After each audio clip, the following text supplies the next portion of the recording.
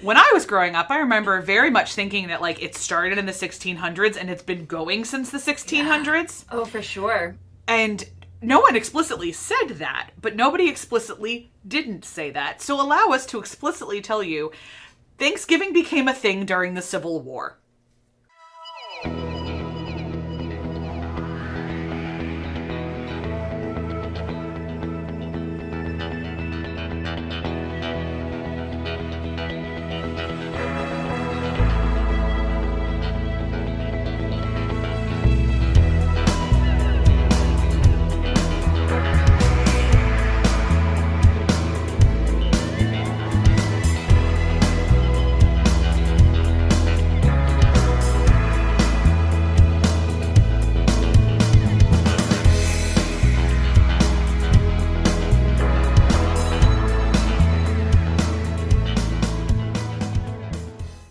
Hey everybody, we're the Good Doctors of Abbey Research. I'm Dr. Kristen.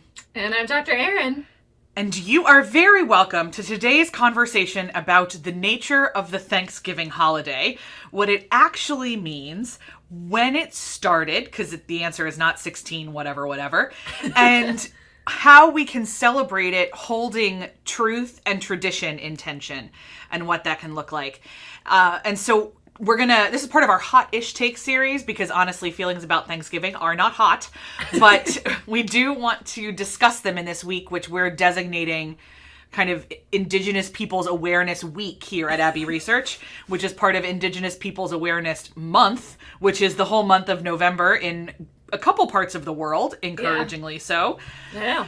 I'm excited. Apple Podcasts is in fact even celebrating. They're highlighting Indigenous voices directly on the homepage of the Apple Podcasts. So, well, I'll be damned. Excited to hear that. I'm going to turn this over to our Indian country correspondent, Dr. Erin Hinson, to talk about the nature of the true nature of Thanksgiving. Oh, why, thank you kindly, Dr. Kristen. Yeah, so Thanksgiving is very complicated, as all traditions are very complicated in every society, everywhere. And I know that sounds like a big statement, and I'm aware of it. It is a big statement. But the reason traditions are complicated is because we invent them to not be complicated. And I know that sounds kind of backwards. Allow me to explain. We'll get into, and Dr. Kristen, I'll hit it back over to her to explain a little bit of the origins of Thanksgiving itself. But I want to peel back those onion layers a little bit more to talk about the invention of traditions and why we do them and what they mean. This is putting on not only my Indian country correspondent hat, but also my anthropologist hat. One of the favorite things that I studied during my anthropology degrees was the why and the when and the how of human traditions and why we value them so much, all the symbolism we put into them, and what kind of purpose do they serve. So that I won't get into the nitty-gritty of the sociological and anthropological theories, but suffice to say, there was a few humans who started theorizing about this 100 so odd years ago and decided that, obviously, to us now, humans invent traditions. There's literally a book called Inventing Traditions. So we create them for a lot of reasons. And if you think about why we have holiday traditions, family traditions, they help us remember certain parts of who we are and how we see ourselves. They reinforce parts of our identity.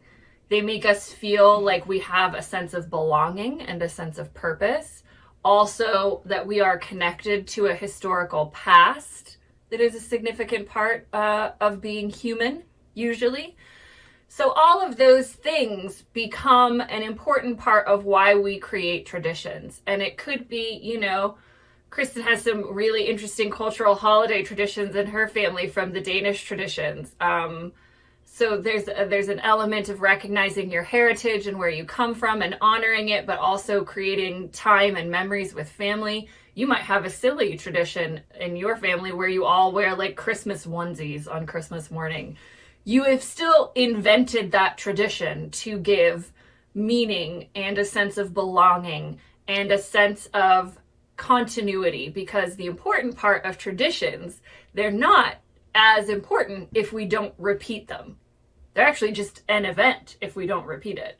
It becomes a tradition because we assign it to a day. We create a bunch of ritual practices around it, how we behave, how we dress, what songs we sing. All of those things become a part of the ritual of that tradition. And then we repeat it, and we repeat it, and we repeat it.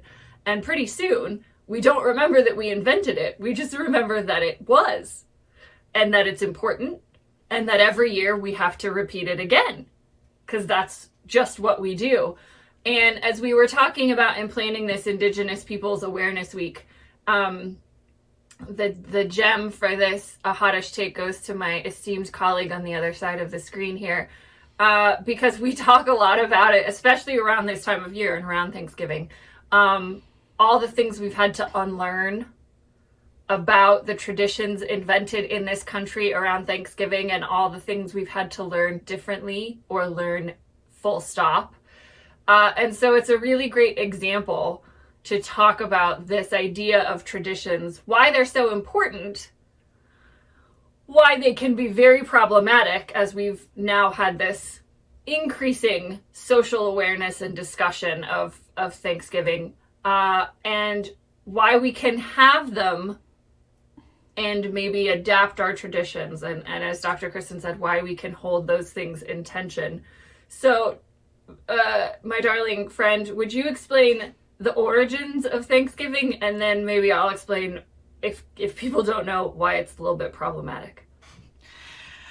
To open this section, I would like to quote esteemed comedian Jon Stewart, who once said, "This weekend we're all going to celebrate Thanksgiving the traditional American way, which is going into someone's house, eating their food, and stealing their land." Hey-o. Because that is essentially what this is. The story of Thanksgiving, allow me, for our international viewers, to tell you the story of Thanksgiving. So the story goes that in the 1600s, a bunch of people from England, we call them in the story the Pilgrims, their theology made them the Puritans, sailed from England to the United States to encounter the Promised Land. That's the phrase they used. It was intentionally to invoke Israel from the Bible. They wanted the Promised Land. So they show up, and spoiler alert, the topography and climate of the northeastern part of the United States and England are different. And they didn't know how to grow things. They didn't know how to survive the diseases that were there. A lot of them died. It was not great. Very famously, there was a settlement, there were several settlements in the Virginia area of the United States where people just flat out, the whole thing died off. Yeah. Before there was established stuff, because diseases are a real thing. I know we don't often think about that now because we live in such a global society. But pretty much any time a group of people showed up somewhere new, the first generation of them just died and struggled to survive. And the Pilgrims were no different. The narrative goes that they barely survived their first winter, and then local Indians took pity upon them, took them under their wing that spring, taught them how to plant things. And then at the harvest, when they were going to have food for the winter, the Pilgrims were so excited that they invited the Indians to come and sit at the table and had a day of Thanksgiving for all that the land had given them and their native friends. Fab. When I was growing up, I remember very much thinking that it started in the 1600s and it's been going since the 1600s. Yeah. Oh, for sure. And no one explicitly said that, but nobody explicitly didn't say that. So allow us to explicitly tell you, Thanksgiving became a thing during the Civil War. Mm-hmm. That narrative that we tell was constructed out of some pieces of truth and a lot of suppositions and a desperate need on President Lincoln's behalf to distract people from the hellscape that was the Civil War. I love his intention behind this. I love that it was like, hey, we are at this broken, terrible place. And there is actually a lot to be thankful for, because some of us have survived, and there are great things that are going to be happening. And we are in the process of redefining what it means to be an American. So let's stop and let's be thankful for the bounty the earth can provide. Let's be thankful, those of us that survived so far, and let's set aside a day for it. So I love the intention. I really do. And a lot of that is what I still cling to for Thanksgiving now, why I still celebrate it the way that I do. And we'll get into that in a minute. So it was always understood to be in November, because that's when he declared it to be in November. It was a Thursday in November, but it didn't solidify until the fourth Thursday of November, which is now, international viewers, when we celebrate it. It's why it moves date-wise, but not calendar-wise. It is the fourth Thursday of November every year, and it was President Franklin Delano Roosevelt who declared it a national holiday, and set it. Actually, I think it was Wilson who might have declared it a national holiday, and then it kept moving. And then Roosevelt was like, I'm done with this, and set it, him in the Congress, in 1941, y'all. 1941, decided it was going to be the fourth Thursday of every November. So that's kind of the thing. I'm assuming the 40s is when we also, actually probably the 20s, because I think about Wilson and what he was trying to do post-World War I. Thanksgiving's a great holiday to harp on, because it's the only non-religious kind of national holiday that we all celebrate. It's the only, American thing that doesn't have to do with religion, although I would argue it has a lot to do with the American civic religion, but it doesn't have anything to do with a church. Yeah. Or an institutional faith system. And so Wilson's like, hey, let's dust this thing off and let's make everybody stay home. and let's make this happen. And then Roosevelt was like, let's make it one day, because some states were doing it some other days, and it was all moving. And Roosevelt liked nothing more than he liked structure. So he went ahead and said, this is what's going on. So there's a lot of really, again, lovely kind of themes of togetherness and bounty and thankfulness. The narrative, though, has some holes. So the emotions are valid, but when we can't divorce them from the narrative, they're... So let's talk about the holes in the narrative. Dr. Erin, take it away.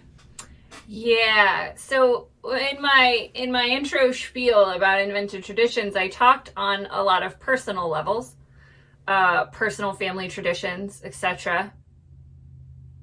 But all of what I said applies on a national level, but more. But extra. We seem to be adding pluses to everything these days. So like invented traditions on a national level is like invented traditions plus. Because everything is political, but certainly national traditions. And as Dr. K just outlined, right? Like we invent traditions not necessarily for what they did in the past event that they reference, but what they can mean in the present, politically, culturally, socially. So you cannot take the fact that Thanksgiving was invented as a holiday outside of the context of the Civil War.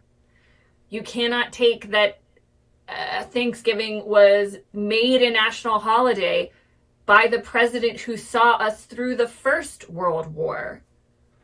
So because the other big holiday around the world, but in the United States as well, in November is Veterans Day, or Remembrance Sunday, as it is in a lot of other places. Armistice Day, as it was known as for a long time.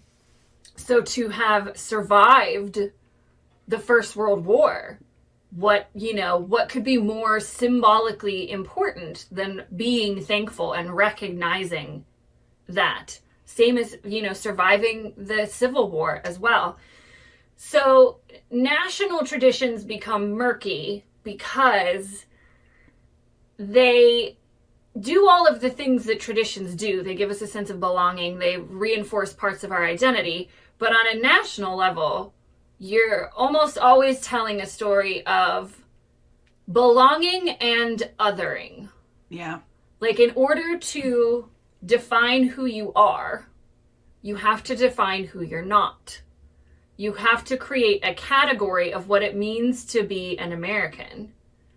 And the folks in the opposition category, if you will, to this narrative of Thanksgiving have always been the indigenous peoples of this land that we now call the United States. And, you can go on our YouTube channel for all sorts of Erin rants about the cultural and actual physical genocide of indigenous peoples as a part of our history. But the problem with the Thanksgiving myth and narrative is just that encapsulation of erasure. So what we do is we tell the story of Thanksgiving and how our lovely Indian friends helped us. And then we tell the story of how we built America, and we don't continue to tell the story of what happened to our Indian friends. Or we tell it in a certain way that, again, reinforces the national narrative about the United States, which is not one that heretofore is super keen on acknowledging oppression, discrimination, genocide, erasure. So if there are actions around an identity that don't fit the narrative, that can't be put into a tradition, then they get left out of the story. And that's the problematic nature of Thanksgiving, is we've reduced it to this very simplistic story. And it doesn't leave a lot of room for what else happened, which is a prolonged history of, as Jon Stewart said, occupying, colonizing stolen land, killing resources, creating reservation systems and boarding schools and residential schools and giving people smallpox blankets to kill them. All of these things that we did, they can't fit into in a narrative tradition that is supposed to make us feel good about our journey to this land. So it has become, the way we celebrate Thanksgiving is traumatizing and re-traumatizing for a lot of Indigenous folks. And the beauty of social media is that now we can hear from them more readily. They have, the internet and smartphones. There's a lot of fantastic Indigenous podcasts, as Dr. Kristen mentioned. There's a lot of active Indigenous voices on every platform talking about these things. And so we now have the resources to listen and to learn from people and to say, well, wait a second, maybe we should tell this story more honestly. And we can talk about some of the performative rituals of the Thanksgiving tradition, but I know in school, we have Pilgrims and Indians plays where we turn an amazingly diverse group of humans, of Indigenous people groups and tribes and nations. We reduce them into this racist stereotype. And all of those kinds of ways that we reinforce the story at any age group is very damaging to Native Americans. And it's not really super honest from an American perspective. So we're all for advocating unlearning the myths of Thanksgiving. We believe you can be thankful for the land and thankful for your family and thankful for whatever else you're thankful for, while also saying there's a lot of history we have to reckon with. There are people who have been historically silenced and excluded from the story of this land, and we can make space for them. But I heard this quote once on a workshop here in Pittsburgh that I was sitting on from a social worker, Julius Boatwright, who said, we always say, bring them to the table, build, make more room at the table. And his quote was, seek out the table that's already there and see how you can serve. So I think that's where we're going with this, is there's a lot of Indigenous folks at a lot of tables who have been trying to do the work to broaden awareness and understanding and create systems that no longer oppress them or change systems that do. So we can go visit some other tables this Thanksgiving, even if they're metaphorical ones. And Yeah, just listen and learn. I mean, that's kind of what we do here at Abbey Research, but there's a lot to listen for. There's a lot to unlearn and a lot to relearn. So why not take Thanksgiving? We're all at home anyway. Thanks, FDR. Pick up a book. One of the ways that you can also hold tradition and present intention, tradition and truth intention, as we said at the beginning, is to take the opportunity to think what you're actually thankful for. And in the United States, it can become very trite very quickly. I'm thankful for my friends and my family, and we can kind of rattle them off. But the other side of this is that an attitude of gratitude, I hate that rhymes, but like a posture of gratitude as you move through the world is also scientifically proven to enrich your life. Uh-huh. You understand as a biological human your connectivity to everything else when you adopt a posture of gratitude. One of the problems with the American narrative is that we convince ourselves of the myth that we are all self-starters, self-made, that we can pull ourselves up by our bootstraps. And if we truly understand the message of Thanksgiving, it's that you actually can't. Mm-hmm. Because you're always using resources that somebody else created. You're always using resources that somebody else came up with or did. So you can embrace the true spirit of Thanksgiving and understand your place in the universe and how beautiful it is. A couple simple things you can do is, if you are a religious family and you say grace, offer in that process gratefulness for the peoples whose land you are on. If you are not a religious family, maybe pick a dish that is traditional to the tribes that was in your area. For us in our part of the country, that's a lot of Seven Sisters soup, which is really good and easy to do. We don't know the tribe where you're from or the foods where you're from, but it probably has a lot to do with corn and probably isn't that hard to recreate, to be completely honest. If it has to do with buffalo, we give you an option to change out the meat. But there's lots of ways to do that. There's a great podcast we'll link in the show notes about reclaiming indigenous food. In particular, and since so much of Thanksgiving is about food, we would love to encourage you to learn how to make a dish, serve a dish, eat a dish, or even just learn about the history of a dish that is traditional to the land upon which you are living. Very often when we have these conversations, people get their backs up and they're like, well, I didn't steal anybody's land and it's not my fault and everything else. True. But part of the issue is that the system that we have set up in the United States did steal land, continues to steal land, continues to not abide by treaties, continues to break its promise, continues to do a lot of things that you may not have any choice in, but you are directly benefiting from. Mm. So undoing that system is a big project. And we've got lots of resources for folks that are doing that and trying to do that. But if you're overwhelmed by the system, which we understand, we are frequently overwhelmed by the system, our recommendation is you start small. Yeah. Start with a dish. Start with a tribe.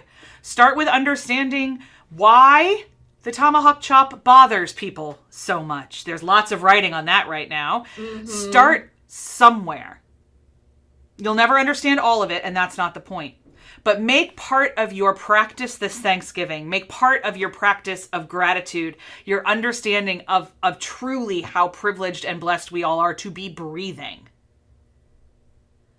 Make part of that an acknowledgement of your place and connection to the rest of the story of humanity, and make sure that connects to the indigenous people whose land you are on. I really can't say it any better than that. There are so many resources out there to start small on this journey. We are empathy educators, and that's what it means. We are here having these conversations because we believe that empathy is a mental posture that means you try to understand other people's perspectives and experiences. So go forth and do that. In the show notes below, you will have lots of links to podcasts, things that we referenced.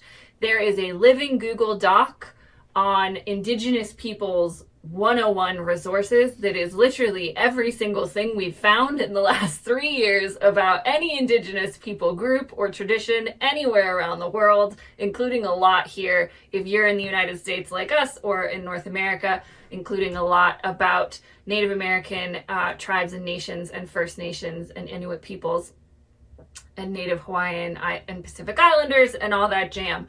So if you don't know where to start, good news, we've made a bibliography for you, and you'll find the link below.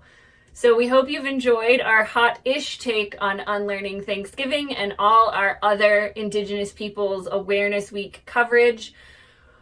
Thanks for joining us, and we'll see you next time. Bye, everybody.